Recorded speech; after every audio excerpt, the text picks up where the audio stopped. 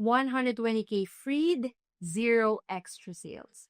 This is the story of a DTC brand that liberated 120K in working capital without selling a single additional unit. Not by raising prices, not by cutting costs, not by launching a new product, and not by some magic marketing hack, but by fixing how they manage inventory. A $2.4 million DTC skincare brand growing 35% year over year, profitable on paper, but always broke. If this sounds familiar, yeah, I thought so. In this video, I am breaking down exactly what we did, tactic by tactic, dollar by dollar, and at the end, I am giving you the exact audit checklist so you can find trapped cash in your own inventory this weekend. And this is the finale of our inventory month. Everything we have talked about this month, the formulas, the frameworks, the mindsets, this is the proof that it works. So let's get into it. I'm Lara, 17 years in supply chain, from enterprise brands with 9-figure supply chains down to DTC startups doing their first production run. This case study is one of my favorites because it proves everything we have talked about this month is not theoretical. It is real money from a real brand doing real things. So quick context on the brand: $2.4 million annual revenue, DTC skincare, 47 active SKUs, growing 35% year over year. On paper, a success story, except their cash conversion cycle was 94 days. And if you watched week 2, you know what that means. Nearly 650K trapped in inventory at any given time. 27% of their annual revenue is just sitting in boxes. They could not fund ads, could not restock new products, could not build cash reserves, and growing and suffocating at the same time. The classic successful but broke syndrome. 4 tactics change everything. None of them required selling a single additional unit. And let me show you exactly how we did it. Tactic number 1, it's SKU rationalization. First thing we did, a complete SKU level analysis. Every product, every variant, pull the last 90 days of data and look at what is actually moving. 47 SKUs total seemed reasonable for a skincare brand, but the data told a very different story. 12 SKUs had not sold a single unit in over 60 days. Not low sellers, zero sellers, nothing, for 2 months straight. 8 more were selling less than 5 units per month. 5. That is 1 unit per week. And that is not a product. That is a storage fee with a label on it. Nearly half the catalog was barely contributing revenue, but was definitely trapping cash. The founder looked at me and said, "But what if someone wants it?" And I said, "How much is that what if costing you?" We calculated it, 38K sitting in maybe someday products. Liquidation plan first. Bundles. We paired slow movers with bestsellers as complete routine sets. Move 60%. Second, B2B discount channels. Off-price retailers, subscription box companies, another 30% at wholesale pricing. Third, samples and gift with purchase. The remaining 10% became value adds on orders over a certain amount, actually increased AOV. Within 6 weeks, all 12 zero-selling SKUs cleared. 38K freed, that's the first tactic. By the way, if you're wondering why this brand was holding onto SKUs that were not selling, a lot of it came down to obsessing over the wrong numbers. They were so focused on getting the best possible unit cost that they kept ordering more than they needed to hit price breaks. That is exactly what this week's podcast episode covers. I just launched a podcast called Supply Chain Moves. Season 1 is called 12 Supply Chain Mistakes You Start in Pre-Revenue. This week is episode 4, mistake number 4, obsessing over landed cost, and why precision on unit cost at low volume is actually the wrong priority. If you are under 3 million, that whole season is built for you. Link in the description. Tactic number 2, reorder timing. We saved 42K. So next, reorder behavior. This is where last week's video connects directly. I asked, how do you decide when to place a purchase order? And the answer is gut feel. It looks like we are running low. And we pulled the data, every PO over the last year. We compared when they ordered to when they actually needed product based on sell-through rate. And the result, consistently 4 to 6 weeks too early on every single purchase orders.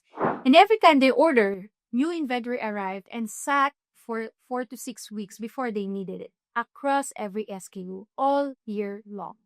We implemented the reorder point system, daily rate times lead time plus safety stocks. The hero SKU, 40 units per day, 35-day lead time, 400 units safety stock. Correct reorder point is 1,800 units. They were ordering at 3,000. 1,200 extra units sitting there every single cycle. Total across all SKUs, 42K trapped by ordering too soon.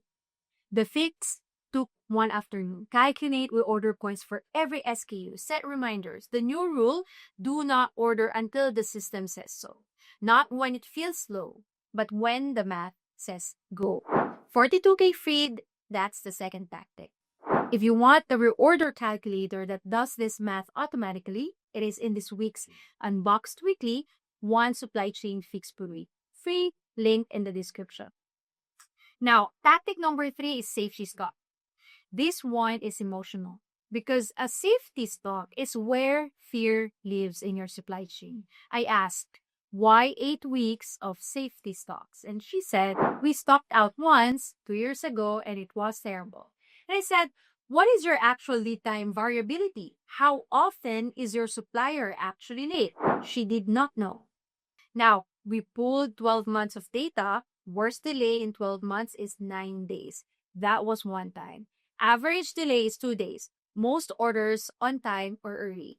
She was holding 56 days of buffer against a worst case of 9 days.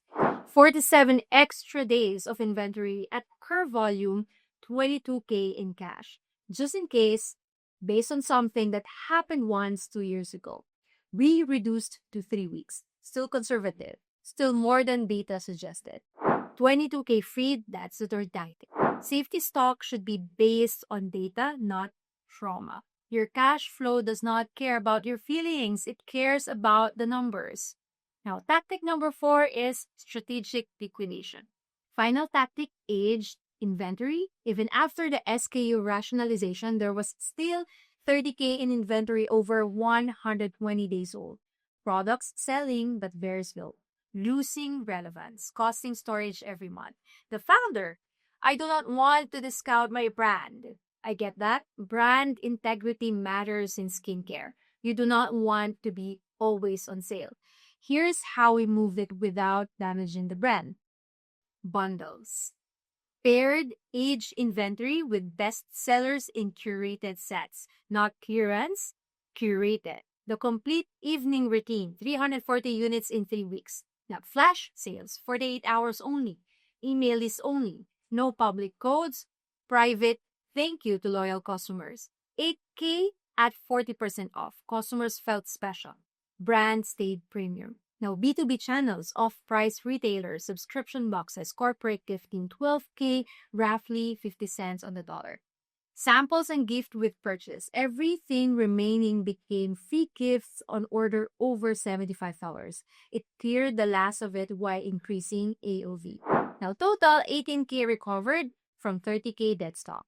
60 cents on the dollar. Not ideal, but that cash is working now instead of collecting dust. 18K freed, fourth and final tactic. So let's add it all up. Tactic number 1, SKU rationalization, 38K. Tactic number 2, reorder timing, 42K. Tactic number 3, safety stock right sizing, 22K. And tactic number 4, strategic liquidation, 18K. Total 120K freed without selling a single additional unit. Where did that 120K go? 40K paid down outstanding supplier debt, immediately improved vendor relationship, and opened the door to better payment terms. 50K funded Q4 ad spend, their biggest revenue quarter ever because now they have the budget. 30K went into a cash reserve, first time in the company's history they had a financial cushion. Same revenue, same products, same team, different relationship with inventory. Complete different business. Now it's your turn for checks. We can do this in an afterword. Check number 1, SKU analysis. Pull 90 days of sales by SKU. Flag anything with 0 sales. Flag anything under 5 per month. Add up the dollar value sitting in those products. That is your trapped in maybes number. Check number 2, reorder timing. Look at your last 5 purchase orders. When did you order versus when you actually needed the product? Were you using a formula or a fili?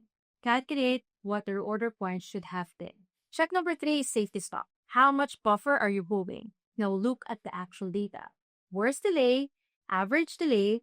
Is your safety stock based on numbers or based on something scary that happened once? Check number 4, age inventory. Everything over 90 days, total dollar value. Can it be bundled, liquidated, or repurposed? Add it up. That is your trap cash. And most brands find 30 to 50K minimum. Some find 6 figures. If this case study lit a fire for you, I really want you to listen to the podcast this week. The video gives you the what, the podcast gives you the why. The show is called Supply Chain Moves. It is brand new series, and I'm telling you, this is the most honest supply chain content I have ever made. Season 1 is 12 supply chain mistakes you start in pre-revenue every week. One mistake that seems smart but compounds into an expensive problem 12 to 18 months later. This week is episode 4, Obsessing Over Landed Costs, the COGS obsession you saw in this case study. The reason they overordered to hit price breaks, the reason they held products that were not selling, and the podcast goes deeper on that root cause.